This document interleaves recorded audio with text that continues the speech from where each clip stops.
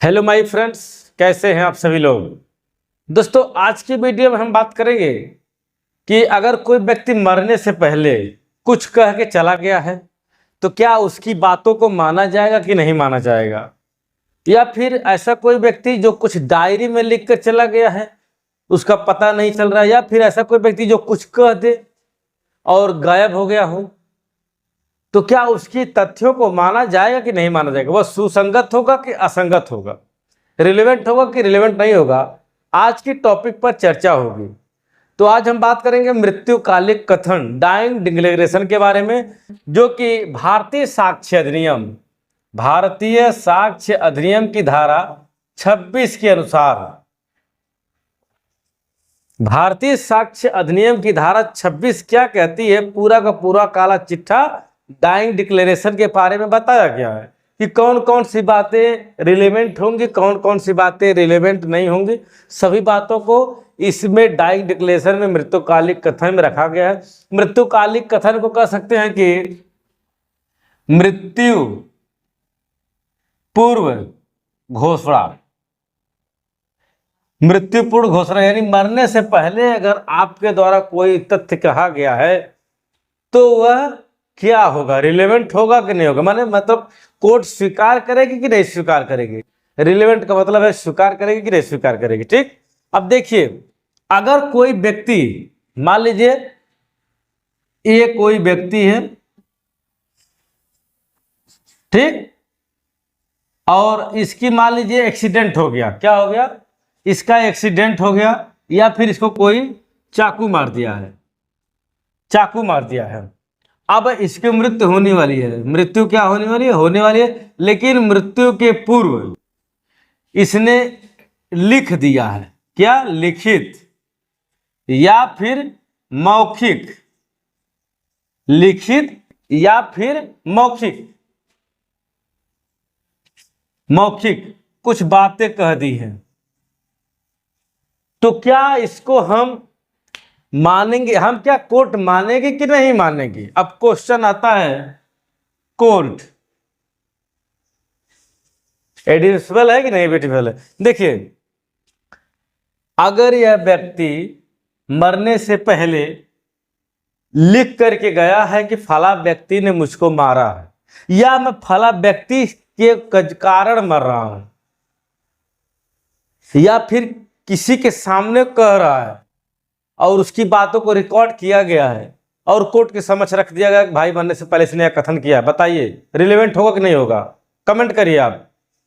दूसरी बात देखिए, अब देखिए, अगर फिर ऐसा कोई व्यक्ति हो सकता है, यह तो एक पर्सन हो गया, दूसरा पर्सन हो गया, या फिर कोई व्यक्ति डायरी में क्या किया है, डायरी में कोई बातें लिखी है, डायरी में कुछ बातों को लिखा है, और लिखने के बाद जैसे मान लीजिए हिसाब लिखा है, अपना हिसाब कि फला फला लोगों से उधार जो है दिया हूं, लेना है या देना है, इन चीज बातों को लिखा है।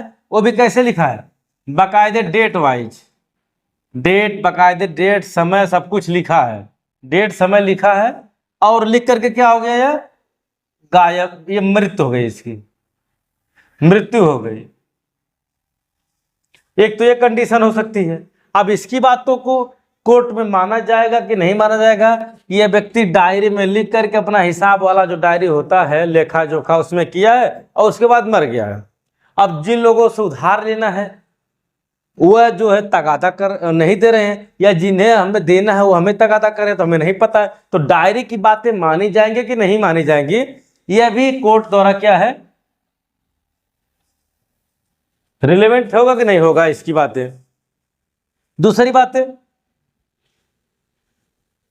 नेक्स्ट बात है जो आती है कि अगर कोई व्यक्ति क्या किया है, अगर ऐसा कोई व्यक्ति जो मरने से पहले क्या किया है, मरने से पहले डायरी में कुछ लिखा है, डायरी में, अपनी डायरी में, पर्सनल डायरी में कुछ लिखा है,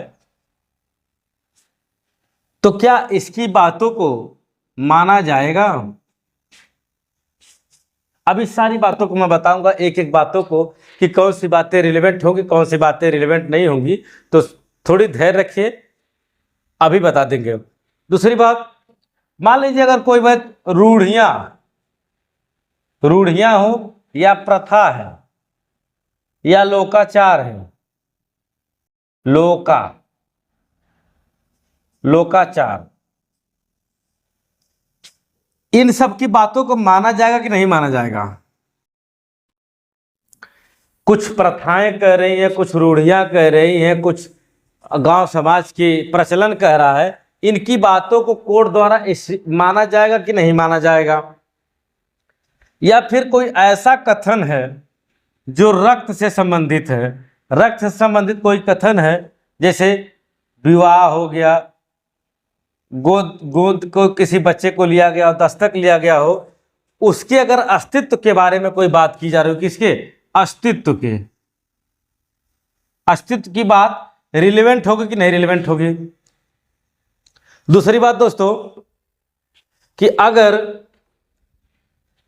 कोई अपने परिवार के बारे में, क्या कहे, अपने परिवार के बारे में रक्त से संबंधित कोई बात कहता है, तो उसके अस्तित्व को मानेंगे कि नहीं मानेंगे? दूसरा, अगर कोई विलेख है, क्या है, विलेख, बिल माने वसीयत, कोई वसीयत लिखी गई है, उसको रिलेवेंट मानेंगे कि नहीं मानेंगे? या फिर भीड़ द्वारा कोई बात अगर कही गई है तो उसको मानेंगे कि नहीं मानेंगे? सब कुछ समझ लीजिए। अब देखिए सेक्शन 26 BS क्या कहता है। यह बात करता है मृत्युकालिक कथन के बारे में। किसके बारे में? मृत्युकालिक कथन, ऐसा कथन जो व्यक्ति मरने से पहले या फिर कुछ लिख कर गया है, उसको कोर्ट मानती है कि नहीं मानती है? अब समझ लीजिए। देखिए, अगर यह व्यक्ति है, इसको चाकू लगा है मरने से पहले, या कुछ लिख दिया है और लिख करके मर गया है, तो इसकी बातों को माना जाएगा। कोर्ट क्या करेगी? इसकी बातों को रिलेवेंट मानेगी। दूसरी कंडीशन, मौखिक जो बात है, मौखिक के लिए क्या होगा? अगर मौखिक बात कर रहा है तो उस समय कोई मजिस्ट्रेट होना चाहिए। क्या होना चाहिए? कोई मजिस्ट्रेट, एनी मजिस्ट्रेट होना चाहिए, या फिर कोई डॉक्टर। अगर मजिस्ट्रेट के सामने या डॉक्टर के सामने अगर ये बात कही गई है, मौखिक बात, तो क्या होगा? उसको रिलेवेंट मानेंगे, मैंने उसको स्वीकार किया जाएगा। कहां? कोर्ट में। तो पहली बात हमारी कंफर्म हो गई है, चाहे लिखित हो चाहे मौखिक हो, उस बात को रिलेवेंट माना जाएगा, बशर्ते बात मौखिक कहाँ की गई हो, या तो मजिस्ट्रेट सामने या किसी डॉक्टर के सामने। नेक्स्ट बात, अब डायरी में कुछ बातें लिख गई हैं डायरी से, तो देखिए डायरी में जब लिखी जाती है तो उस समय बात सही आदमी भी लिखता है, इसको माना जाता है सही लिखेगा। जैसे फला से हमें हिसाब लेना, उधार लेना, उसको दिया, इतना बर्तन वगैरह कुछ भी जो सामान दिए हैं, उसको बाकायदा सही व्यक्ति लिखता है, झूठ तो लिखेगा नहीं। और लिखने के जो ही बाद वो मर जाता है, तो उस बात को कभी क्या करेंगे? रिलेवेंट मानेंगे, सुसंगत मानेंगे, तो उसका डेट समय से तो वह मृत्यु के बाद कथन माना जाएगा। अब मरने से पहले डायरी की भी बात सही हो सकती है, तो इसलिए इसको भी क्या करेंगे? सुसंगत मानेंगे। अगर कोई रूढ़ियां, कोई प्रचलन, कोई लोकाचार, कोई प्रथा, कोई कस्टम, पुरानी बातें, रीति रिवाज चल रहा है, तो उस बात को भी क्या रिलेवेंट मानेंगे। जैसे कि मान लीजिए कोई पतली गली जा रही है, लोग सालों साल से उस रास्ते से आ जा रहे हैं, आज कोई बंद करेगा तो लोग कहेंगे ना कि हमारे दादा परदादा इस रास्ते से आए थे, इसलिए यह रास्ता होना चाहिए, तो उसको माना जाएगा। तो ये रूढ़ियों की बात थी, तो इसलिए क्या है? वह भी रिलेवेंट माना जाएगा। रक्त संबंध गोद, अगर कोई व्यक्ति गोद लिया है किसी को, तो भले लेखा पढ़ी ना भई हो, लेकिन उसको क्या, उसके अस्तित्व की जब बात आएगी तो उसको भी क्या करेंगे? रिलेवेंट मानेंगे। अगर बिल वसीयत बन गई है, तो वसीयत भाई ऑलरेडी क्या मानेंगे? तो इसको रिलेवेंट मानेंगे सेक्शन 26 BS के तहत। अगर भीड़ कोई बात कहती है, जैसे मान लीजिए कोई पर कुछ घटना घट गई है, तो लोग भीड़ से पूछते तो हाँ भाई फला ऐसा हुआ था, तो भीड़ की भी बातें सच होती है, तो इसलिए भीड़ की कही बातों को भी रिलेवेंट माना जाता है। तो इस वीडियो में आपको मैंने सिर्फ और सिर्फ रिलेवेंट संबंधित सारी बातों को समझाया बीएसए के बारे में। अगर आपको बीएसए से संबंधित कोई टॉपिक चाहिए, बीएनएस से संबंधित, बीएनडब्ल्यूएस से संबंधित, तो अगर आप सीरीज शुरू करवाना चाहते तो कमेंट करिए। मैं प्रयास करूंगा कि इसकी सीरीज जल्द से जल्द शुरू करूं। तो फ्रेंड्स, आज की वीडियो में इतना ही। अगर वीडियो को पसंद आए तो चैनल को जरूर सब्सक्राइब करिएगा। मिलेंगे किसी नेक्स्ट वीडियो में। तो नमस्कार, जय।